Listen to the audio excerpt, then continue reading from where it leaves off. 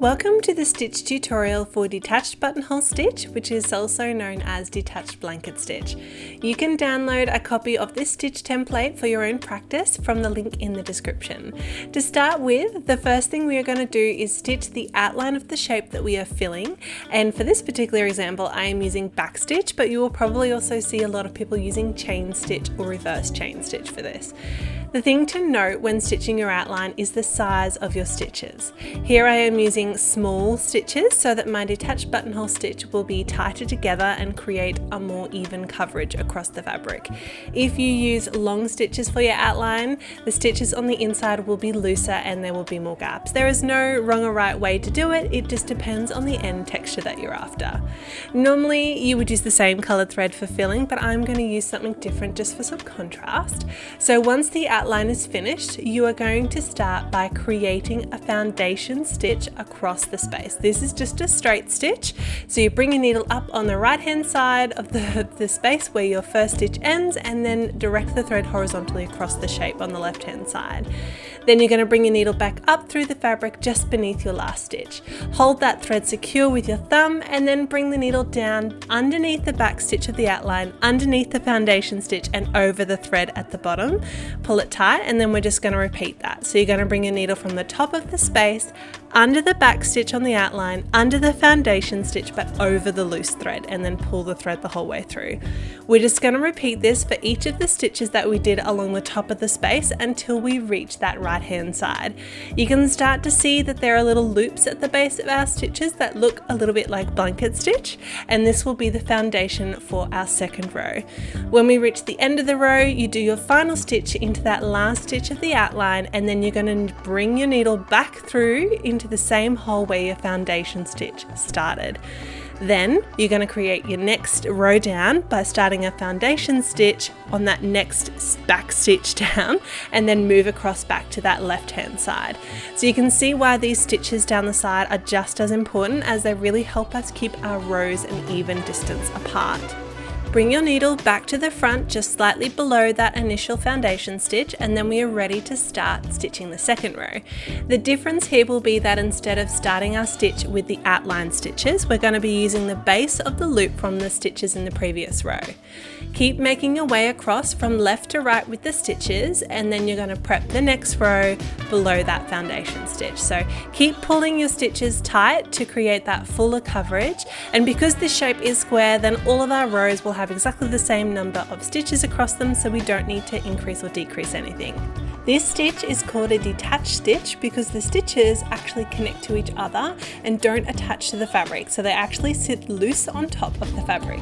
So when we reach that last round, we need to secure the stitches down. We don't actually need a foundation stitch this time, we're just going to go through the back stitches along the base of the shape to do the same job. To finish with, bring your needle back through the fabric in the corner of the shape, and you're just going to secure at the back.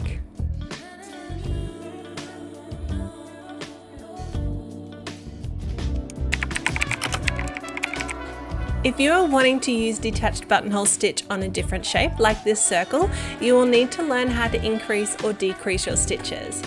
First, stitch your outline exactly as we did with the square shape, and we're going to start by increasing our stitches. Create that foundation stitch across the top of the shape exactly like we did with the square, and your outline stitches might not line up as perfectly, but that is totally okay. They are just there as a guide.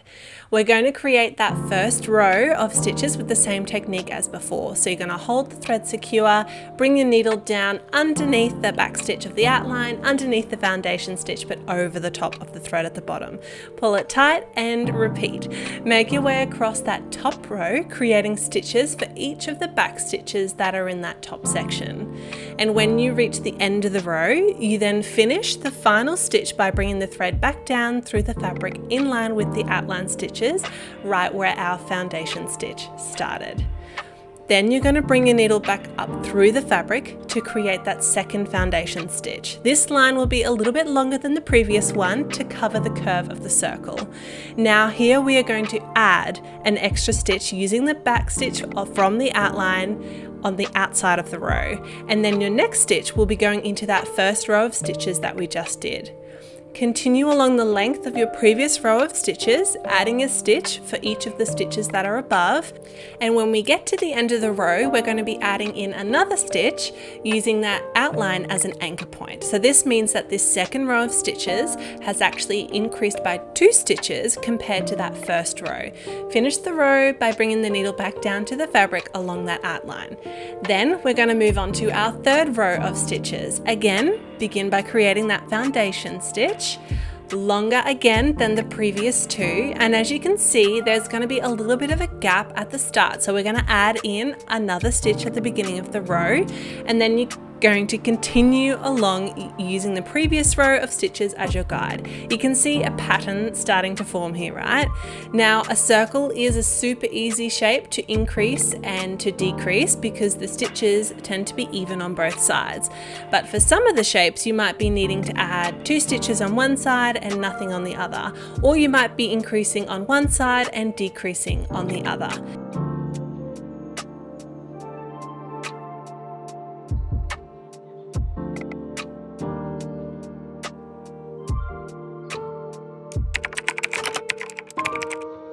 The principle of decreasing your stitches for detached buttonhole stitch is pretty much the same as increasing your stitches. So in this case, we have increased our stitches at the top of the circle, and towards the middle you'll find that you can do about 3 to 4 rows that actually have the same number of stitches in them, and now it is time to decrease.